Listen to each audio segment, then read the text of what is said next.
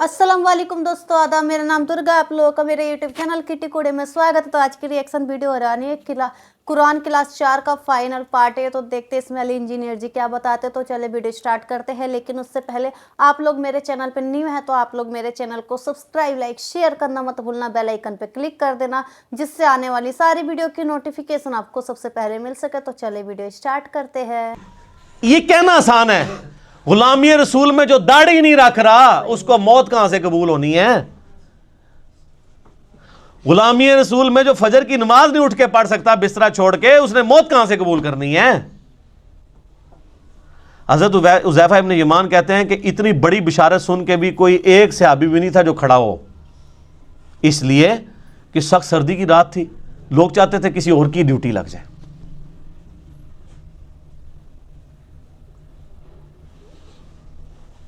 अब क्या हुआ, नबी अलैहिस्सलाम ने दूसरी दफा फरमाया, कौन है जो रात के वक्त जाके काफिरों की जासूसी करे और जन्नत में अपने नबी का पड़ोस हासिल कर ले। कायनात में सबसे बड़ी कोई चीज़ यही हो सकती है ना। इससे बड़ी सिर्फ एक चीज़ है कि अल्लाह ताला किसी को पैगंबर बना दे। पैगंबर बनने के बाद अगर दूसरे नंबर पे कोई फजीलत है तो जन्नत में हमेशा का पड़ोस पैगंबरों का, यही है ना।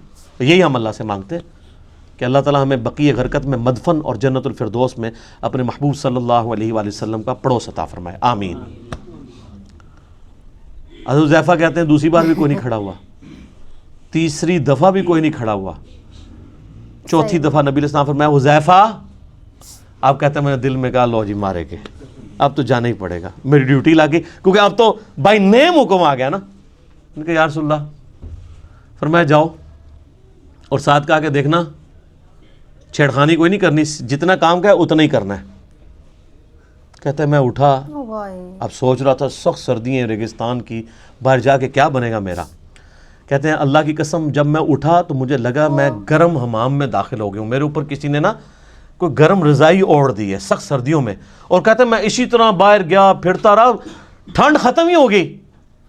और कहते हैं मैंने देखा काफिर रात के वक्त बैठ के अपने वो जो तीर हैं उनकी जो नोके हैं उनको तेज़ कर रहे हैं, कोई बिरछियों को तेज़ कर रहा है।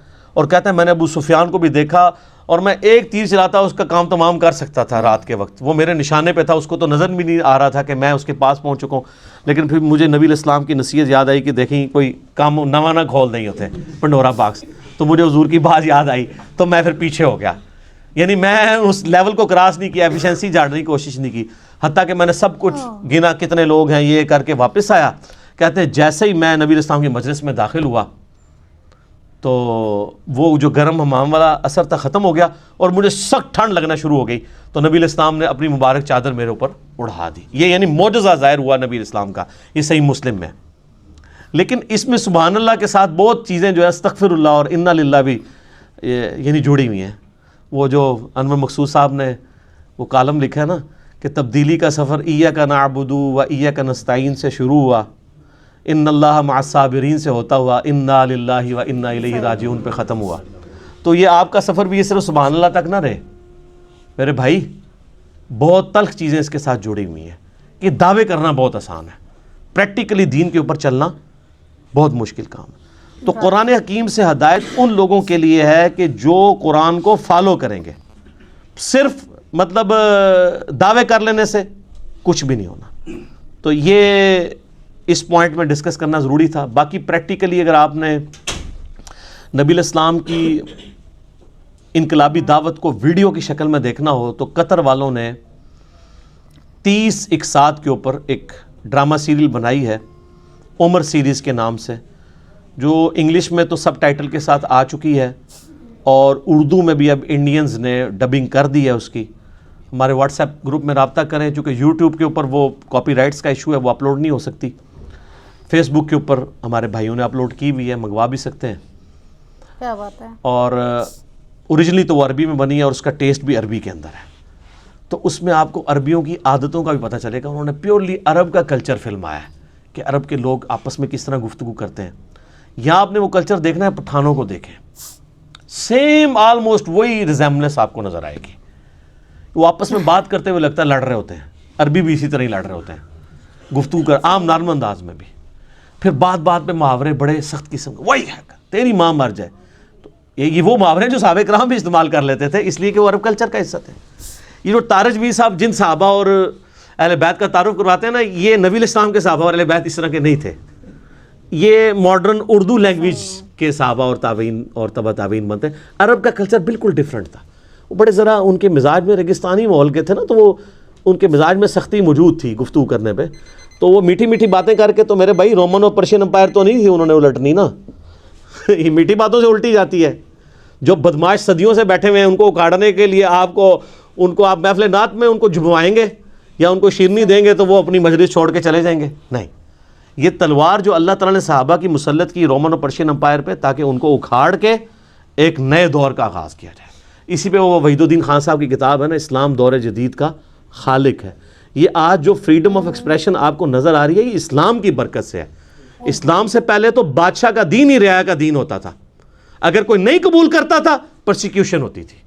رومن امپائر کو دیکھنے ہزاروں عیسائیوں کو انہوں نے قتل کیا ہے. لیکن جب کانسٹنٹائن ٹون نے خود عیسائیت قبول کر لی، پوری رومن امپائر عیسائی ہو گئی. نبی علیہ السلام جب آئے اس وقت یہ عیسائی اسٹیٹ تھی، بن چکی بھی تھی، لیکن اس سے پہلے تو نہیں تھی. لیکن یہ اسلام نے آزادی دی کہ نہیں، بادشاہ کوئی بھی ہے، آپ کو حق ہے کہ آپ اپنا دین رکھ سکتے ہیں. اور یہ برکت ہے جو آج آپ ویل کر رہے ہیں کہ ٹرمپ جو ہے ایک متعصب قسم کا یہودی نما عیسائی ہے، لیکن اس کے سامنے بھی جب قرآن تلاوت کیا جاتا ہے خاموشی سے سنتا ہے. امریکہ کے اندر آپ جا کے اسٹریٹ دعوت دیں، لوگ سنیں گے. نماز پڑھیں آپ کے ساتھ، لوگ سیلفیاں بھی بنوائیں گے، برا نہیں سمجھیں گے.